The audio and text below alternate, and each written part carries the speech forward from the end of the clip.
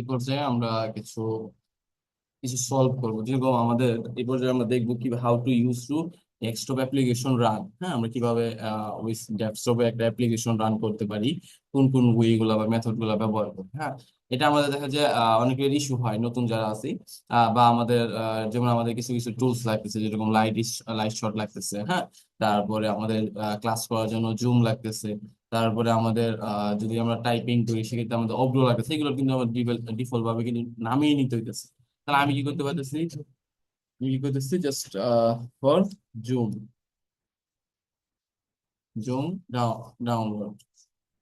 ওকে, zoom download করার পরে আমি just for download for Windows চলে গেলাম।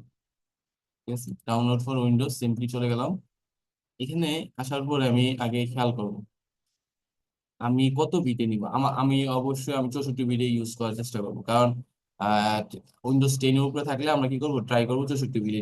আমার রিকোয়ারমেন্ট সিস্টেম হিসেবে কিন্তু 64 বিটে এসে করছে, তারপর কি করছে। তাহলে আমরা কি করব, আমাদের 64 বিটে আমি কি করবো, ডাউনলোড করে ফেলবো। এই যে আমি 64 বিটে আমার এটাকে ডাউনলোড করতেছি।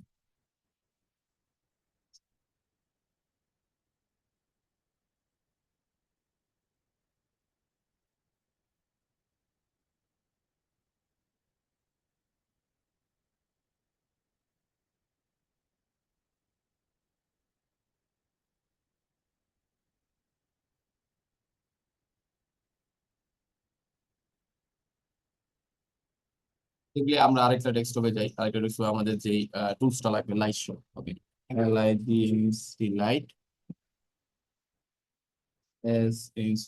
শর্ট। ঠিক আছে, লাইট শর্ট এক্সটেনশন আছে বা পিসি, আমরা এই যে ডাউনলোড দিতে পারি ফর পিসি বা পিসি দিতে পারি। দেওয়ার পরে সেম ওইতে আমরা খুঁজবো কি, আগে ডাউনলোডে যাব।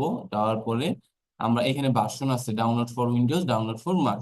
আমি জাস্ট ডাউনলোড ফর উইন্ডোজ এর জন্য সেভ করবো।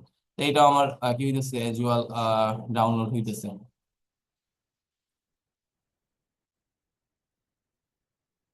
আর এটা ডাউনলোড হয়ে যাক। একই বিষয়, মানে আমরা শুনলাম আমাদের যেরকম আবার ভিডিও, আমরা কিছু নতুন যারা আমাদের ভিডিও দেখার জন্য বিএসএল দরকার, বিসিএল প্লেয়ার ডাউনলোডার। এটা ছাড়া তো আমরা ভিডিও মনের মতো দেখতে পারবো না। তাই এটার জন্য আমরা জাস্ট এটার মধ্যে যাবো, ফ্রি। হ্যাঁ, লেটেস্ট ভার্সনে ক্লিক করে জাস্ট এখান থেকে আমি সেভ কাজ করব। আমি কোথায় আছে, এই যে এটা থেকে আপডেট করার আগে ফর পিসি এটা 64 বিডি আছে। ওকে, এটা তো সেম, মানে অ্যাপ্লিকেশন গুলো আগে নিব। আমি আগে কি করবো, অ্যাপ্লিকেশন গুলা আগে নিয়ে নিব। এটার মধ্যে অ্যাডভার্টাইজমেন্ট, ঠিক আছে, এখন আবার নিয়ে নিব।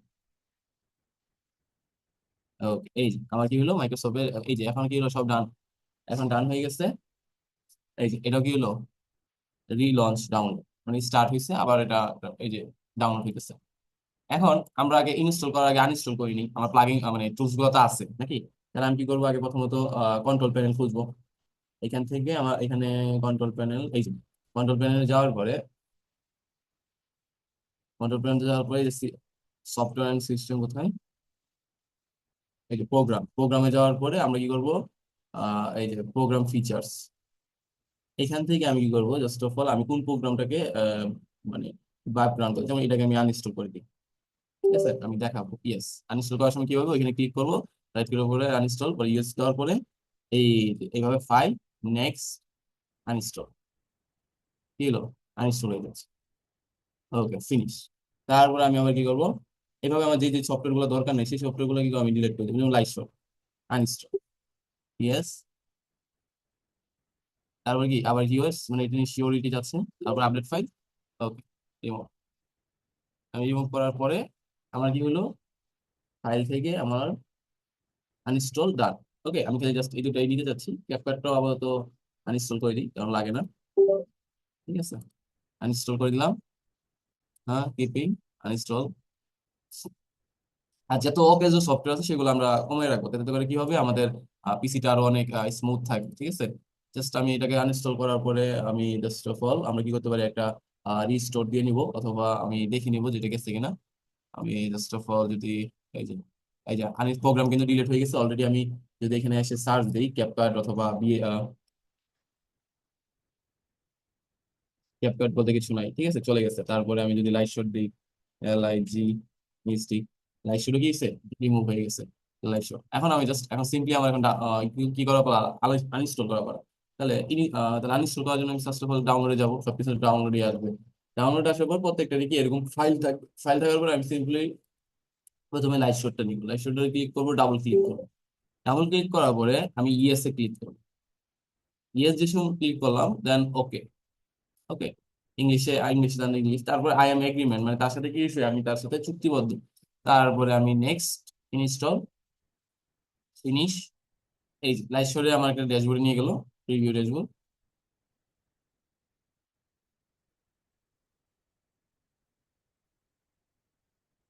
এই যে হয়ে গেল। আমি এখন এইখানে ফিনিশ করলাম। আমি কিন্তু দেখতে পাচ্ছি আমার এরোর ভিতরে আপনাদের বেলায় কি হবে, এটা ভিতরে থাকবে, এই যে এটা ভিতরে থাকবে। এখন আমরা বলবো স্যার নাই নাই নাই, না নিয়ে বলতে আমাদের এখানে এরোতে ক্লিক করতে হবে, এরোতে ক্লিক করার পরে এটাকে ধরে নিচের দিকে নিয়ে আসতে হবে, এই যে ছেড়ে নিয়ে এখানে ছেড়ে দিতে হবে। তাহলে কি এটা বেরিয়ে আসছে। এখন খালি এই পাখনার মধ্যে এটা দিই, দেখতে পাচ্ছি যে আমার কি হয়ে গেল, একটা স্ক্রিনশট এসে। এখন স্ক্রিনশট নিলাম, সেভও করতে পারবো, কিন্তু সমস্যা হলো আমাদের যে লিঙ্ক গুলা, এই লিঙ্কের জন্য আমি কি করবো, ক্লাউডে, ক্লাউডে ক্লিক করলে আমরা দেখবো আমাদের জন্য, মানে এই যে যে ছবিটা আছে এটা লাইট শটের নিজস্ব ওয়েবসাইট প্যানেলে কি হলো, স্যার, মানে বিল্ড হয়েছে। এই কারণে আমি কি করবো, এইটাকে কপি করে রেখে দিই। কপি করে রাখলে পরে আমি যদি কোনো ওয়েবসাইটে যাই, সাপোজ এই ওয়েবসাইটে গেলাম, এই ওয়েবসাইটে যাওয়ার পরে আমি ফার্স্ট অফ অল এখানে কি করলাম, একটা লিঙ্ক সাবমিট করে দিলাম। এই সাবমিট করে দেওয়ার পরে আমি দেখতে পারবো যে এই যে আমার ওয়েবসাইটটা, এই যে লিঙ্ক দিয়ে দিচ্ছে, মানে আমার আমার পেজে রাখার কোনো দরকার নেই, ঠিক আছে। তাহলে এটা গেল। সেকেন্ড অফ অল আমরা একটু বিএসএল, কারণ আমার তো এটা লাগবে, কারণ আমি অবশ্যই এটা ছাড়া দেখতে পাই না। তাহলে আমি এটার জন্য কি করবো, আবার রাইট ক্লিক করে ডাবল ক্লিক করবো একসাথে। অথবা আমি কি করতে পারি, রাইট ক্লিক করে এই যে রান এজ অ্যাডমিনিস্ট্রেটর, এটাও আমরা করতে পারি। ঠিক আছে, সেম যেভাবে খুশি। তারপরে ইয়েস, ইয়েস দেওয়ার পরে আমি ভাষাতে ই করবো, কারণ ল্যাঙ্গুয়েজ ইংলিশই ভালো। তারপরে নেক্সট, তারপরে আমি তাদের সাথে কন্ট্রাক্টে এগ্রি আছি। কোথায় গেল, কন্টিনিউ এন্ড কারেন্ট, এই যে নিচের দিকে আসলে নিচের দিকে একটু দেখতে হবে। Yes, continue. ঠিক আছে, নেক্সট। নেক্সট এর পরে তাদের মেনু বারটা দেখতে বলতেছে, কিছু আদার্স। ঠিক আছে, এটাও রাখতে পারি, এটা রাখি।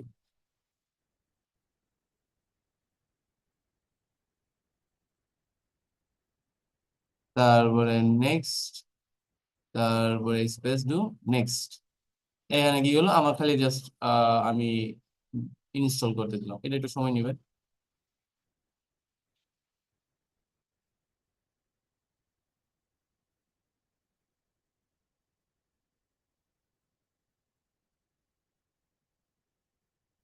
ইনস্টল,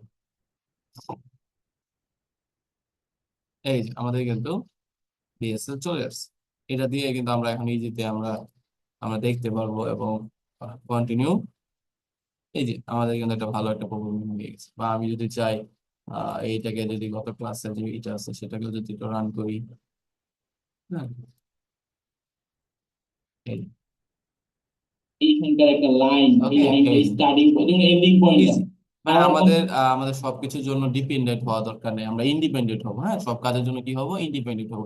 এইভাবে আমরা একটা সফটওয়্যারকে ইনস্টল করব এবং আনইনস্টল করবো। মানে আজকের ক্লাসে যদি আমরা, আজকের পর্বে যদি আমরা ই করি, শর্ট সামারি করি, তাহলে কি বুঝতে পারলাম আজকে আমরা কিভাবে how to install as a একটা সফটওয়্যার, এবং কিভাবে অ্যাপ্লিকেশন আমরা ইনস্টল করব, এবং আমরা কিভাবে আনইনস্টল করবো, এই জিনিসটা আমরা শিখেছি। এখন আমি আরেকটা আপনাদের একটা নোটিশ দিয়ে দিই, একটা গুরুত্বপূর্ণ, যে আমরা যে কটা প্রত্যেকটা টুলস ব্যবহার করবো সেগুলো কিন্তু ফ্রি। এবং আমরা সবসময় ট্রাই করবো এগুলোকে একটু ভেরিফাই করে নেওয়া বিভিন্ন ইউটিউব ভিডিওর মাধ্যমে, কারণ এগুলো যেগুলো আমি টুলস বলছি এগুলো কিন্তু আমাদের কোনো এফেক্ট করতেছে না, বা এগুলো হ্যাকিং এর জন্য না, এগুলো সব উন্মুক্ত। আমি এমন একটা অ্যাপস বা এমন একটা অ্যাপ্লিকেশন ব্যবহার করলাম, যে অ্যাপ্লিকেশনটার কারণে কি হলো, আমার মানে আমার ডেস্কটপ কি হতে পারে, হার্ম হইতে পারে, তাহলে কিন্তু আমার সমস্যা। তাহলে ওই জিনিসটা আমাকে জানতে হবে, কোন কোন বিষয়গুলো আমার কি হতে পারে, হার্ম হার্ম করতে পারে, বা আমার কোন কোন কোন সফটওয়্যার গুলা হার্মফুল হইতে পারে, সেই জিনিসগুলো কিন্তু আমার মাথায় রাখবো 100%। ওকে, তাহলে আমরা আজকে এই পর্যন্ত।